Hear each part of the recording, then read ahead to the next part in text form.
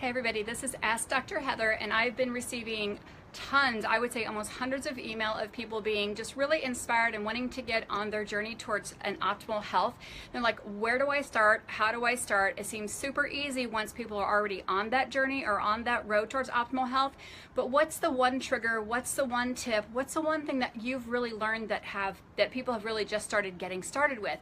So I'm super blessed today to be here with Pam and her daughter Amanda Martvelli, and we're just going to take about 3 or 4 minutes and we're going to ask Pam how she started. She's had an amazing transformation the last year.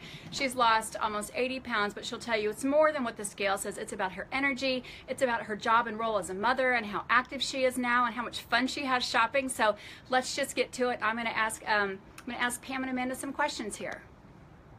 So I want to thank you guys for being here today. So let's just get to the nuggets of things. Pam, what was the trigger that really made you start wanting to change what you were doing? Or how did you get to that point where you said, okay, this is the last day I'm going to live like this, where I'm not being active, not able to do the things I want to do, it's too hard to go shopping, I can't enjoy the weather and walk. What was the one kind of thing that got you started? Honestly, I sat down and had a conversation with you, and you were talking about low carb and ketogenic diet, and I was at a point where I was afraid for my health because of the weight that I had reached, and I was just ready to move. I was ready to make that jump. So Amanda, when you saw your mom at her most unhealthiest or highest weight, what did that feel like in your heart? Well, I saw her and I just knew that she was real unhappy, and I could see that she was trying the best that she could to live a good life, but she just wasn't doing enough, and she felt stuck. I could just see it in her. She felt like she had this roadblock, and then eventually she found this, and it's just been instant change. Awesome. So Pam, what have you tried in the past? Because you're obviously a couple years over 29. Just a few. And you've been overweight how many years?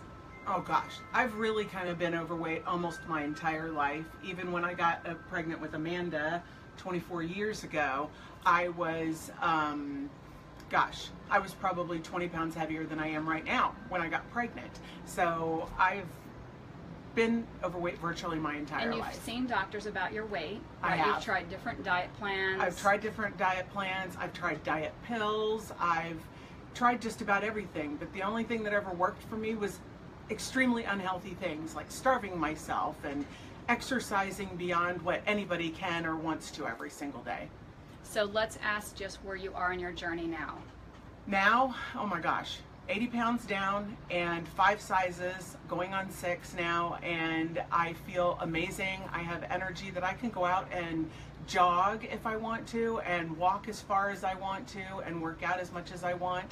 And I mean, just the way I feel. And my husband sees me, and he just yesterday he hugged me and he goes, okay, skinny, you know, and it's like, that's not me. I've never been skinny, but I've stopped saying what, because everybody says that now because I've gone down so much, and I'm still not done yet. I'm still working on it. But so Pam has 2 children. She has a son named Brian who's 20 years old, and Amanda's 23. And I remember picking up and calling Pam, and I asked Brian, he's like, and you know, I called you, and he said, my mom's so weird. My mom went out for a walk. Like, that's so weird. Like, who is that woman? Because he had never known you to go and exercise.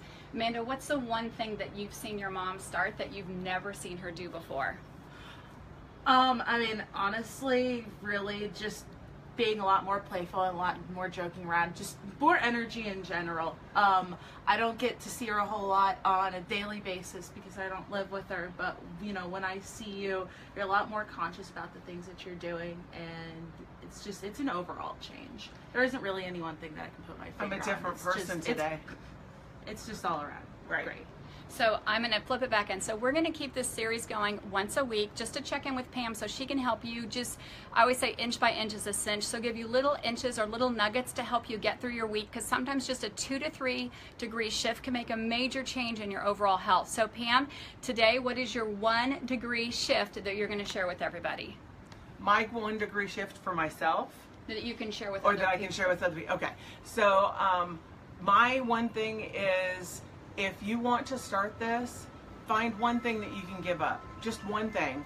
And as in food. As in food or drink or whatever. Something. If you want to go low carb, find one thing that you feel like you can give up that will make a substantial change in your life, whether it's soft drinks or sweet coffee or cakes and cookies, or get out and go for that walk. But find one thing, preferably some kind of food item, give it up, and see what a difference even just one item will make, even in a week. I want to thank Pam and Amanda for being here today. We will check in with you next week and want to hear from you what you changed in your diet over the last week, or maybe the one tip or one inspiration that really helped you get motivated. Please share this video with other people. You can see it's not high tech, it's in my sunroom at my house, but this is where it all starts. It starts in the home, it starts in the kitchen. Behavior changes don't happen overnight. Find that 1 or 2 degree shift that you really know that you can make and be successful at. So I want to thank Pam and Amanda Martelli for being here, and we will see you next week.